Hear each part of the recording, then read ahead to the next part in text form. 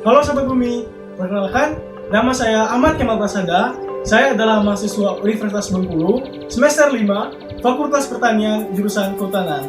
Video kali ini dibuat ketika situasi pandemi COVID-19 yang bertujuan untuk memberikan informasi, mengedukasi, serta mensosialisasikan tema tentang skema imbal jasa lingkungan.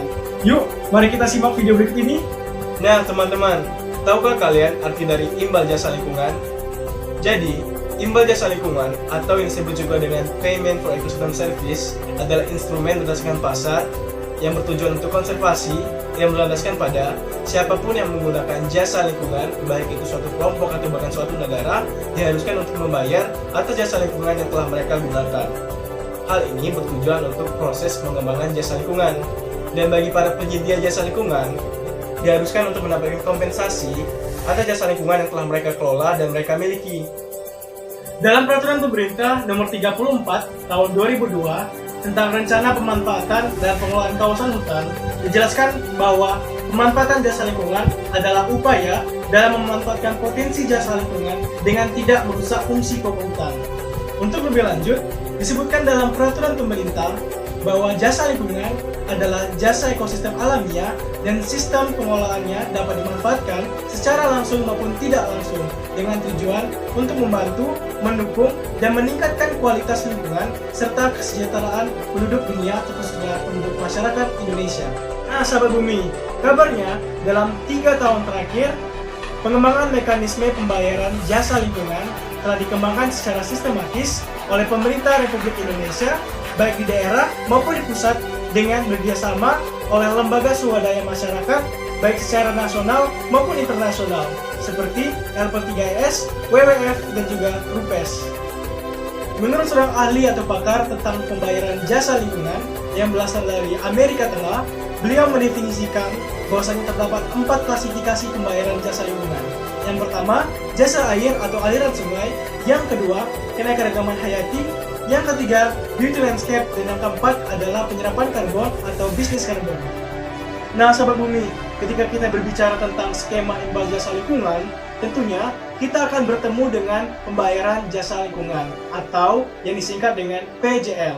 Dalam pembayaran jasa lingkungan terdapat 2 komponen, yaitu pengguna jasa lingkungan dan yang kedua adalah penyedia jasa lingkungan.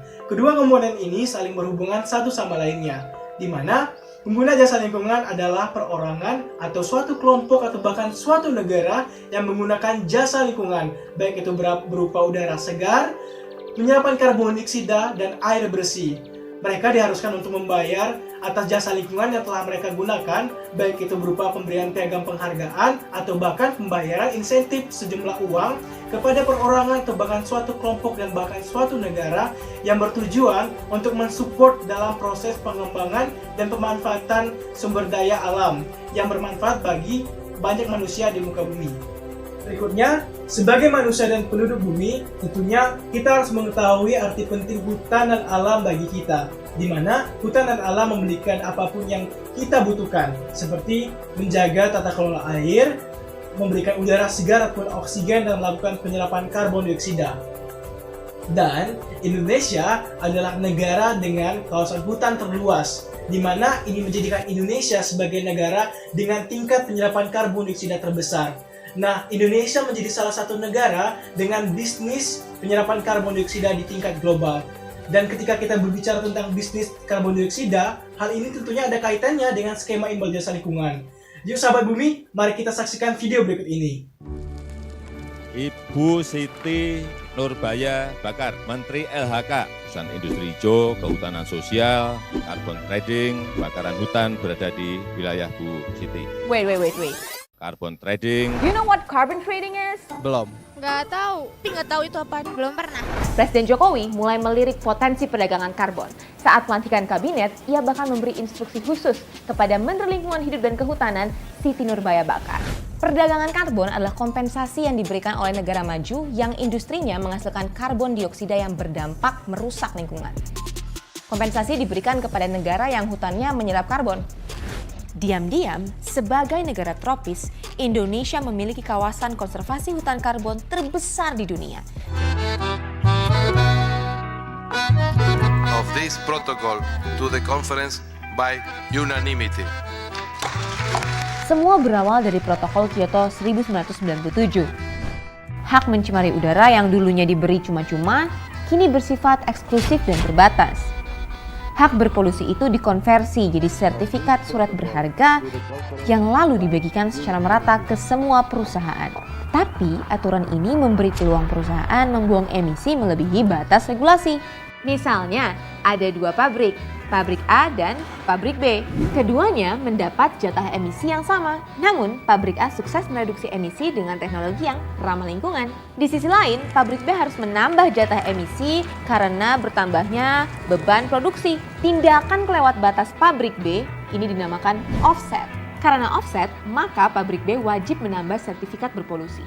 Solusinya, dengan membelinya dari pabrik A yang tak memakai jatahnya. Sistem jual beli antar pabrik ini dikenal dengan sistem cap and trade. Namun, ada jalan keluar lain bagi pabrik B, yaitu sebuah sistem yang disebut dengan Clean Development Mechanism. Metode ini dilakukan dengan membuat proyek ramah lingkungan di negara berkembang. Misalnya, membangun pembangkit listrik tenaga angin di India atau tenaga surya di Tiongkok. Hasil dari beragam jenis bantuan ini akan diganjar sertifikat yang bisa dipakai untuk menambal offset. Katingan Project aims to protect biodiversity. Katingan Mentaya Project adalah proyek restorasi ekologi jual beli karbon terbesar di dunia. Luasnya sama dengan 2 kali negara Singapura. Mereka hanya memastikan hutan dikelola tetap asri tak tersentuh kerakusan manusia. Bisnis jual beli karbon ini diminati perusahaan bonafit dunia yang hendak mencuci dosa. Shell misalnya. Perusahaan minyak dan gas asal Belanda ini memiliki kampanye setiap 1 sen dari harga bensin yang pelanggannya beli di Eropa akan mereka donasikan untuk program Katingan Project.